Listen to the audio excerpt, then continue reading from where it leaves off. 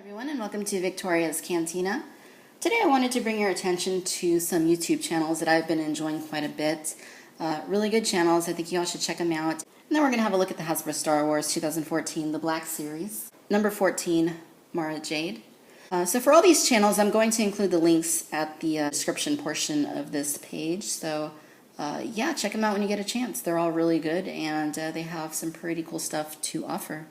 So the first channel is MG Villain MP478. He does good reviews of Star Wars figures. I've been enjoying his channel, and I definitely think it's worth a look. The next one's going to be Darth Phoenix 619. He also does great reviews of modern Star Wars figures from the last 10 years. I enjoy his insight, and I've been enjoying what he has to say about these more modern Star Wars figures. The next channel is MadWoba. He does really great dioramas and scene recreations using Star Wars figures. Some really awesome stuff, so check out his page and see what he has. It's really cool stuff. The next one is RabidHammer. Like me, he does a little bit of everything. He does Star Wars, Marvel, and DC reviews. So if you're like me and you kind of have those various interests in comic book figures and Star Wars, then you're going to enjoy his page. It's some really good stuff on there. The next one is going to be Ahsoka and Padme 436. These are two female reviewers, so awesome. And they're two sisters who review Star Wars figures, and they have some really nice opinions on the figures. So, definitely recommend checking their channel out.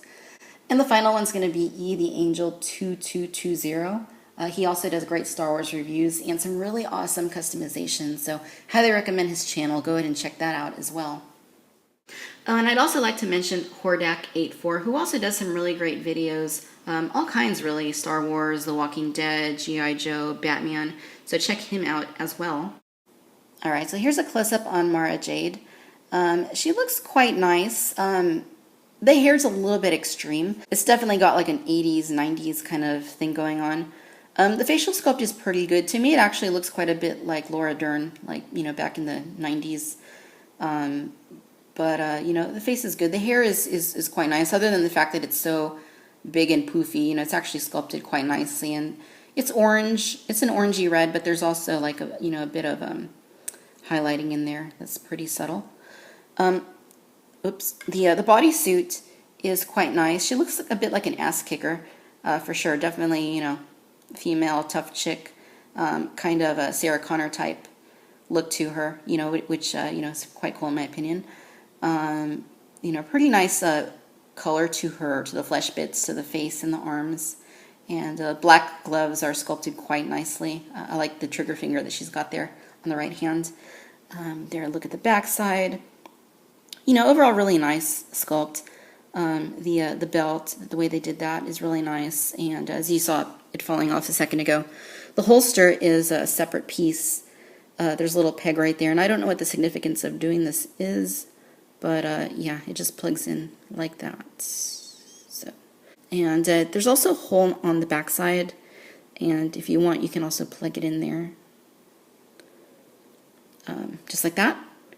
So I guess there's not really a right or wrong way to do that. I'm not too familiar with Jade, so I don't really know, which is more accurate. I guess I like it better on the side. I guess that makes a little more sense. And then there are her boots. She's got some pads there on the knees. Boots look pretty good. Mara also has a lightsaber, and it pegs there into her belt. And just kind of give you a look to it. It looks to be a new sculpt. It actually kind of looks like the lightsabers that came with Darth Revan and Darth Malak. But I suppose it's a different sculpt. Paint on it's okay. And she's also going to come with a ignited blade version of it. So, that looks pretty cool. Nice shade of purple. It's a little bit different from the Mace Windu purple. This one's a little bit more, probably a little bit more of a pastel-y type lavender purple, which, is cool in my book. For articulation, Mara has a ball hinge here at the head. Not a whole lot of movement because of the hair. She has ball hinges at the shoulders, hinges there at the elbows, rotations at the gloves. She has a ball hinge at her upper torso. She has swivels there at the hips. She has hinges at the knees and then hinges at the ankles as well. Alright guys and gals, so there you have it. This is the Hasbro Star Wars 2014, the Black Series. Number 14, Mara Jade. All in all, Mara is a pretty nice figure. I'm not too familiar with her story in the expanded universe. I know she was actually Mara Jade Skywalker, Luke's wife, at some point. But, you know, I don't know too much of her backstory, and other than that she's an assassin for Emperor Palpatine, which is, you know, kind of, I thought initially it was kind of weird, but it makes sense, I suppose, in light of the Clone Wars, you know, with like Asajj Ventress and Savage Opress and so forth. You know, for what she is, she's a pretty nice figure. I don't think she's anything spectacular, but you know, I think she's a nice addition to the Black Series. It's always cool to get the expanded universe figure every now and then. The sculpt is good, paint's really good, articulation really good, and the accessories are very nice.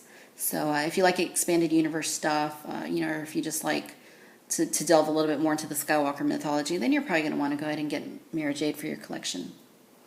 Thanks for watching Victoria's Cantina. Until next time, bye-bye.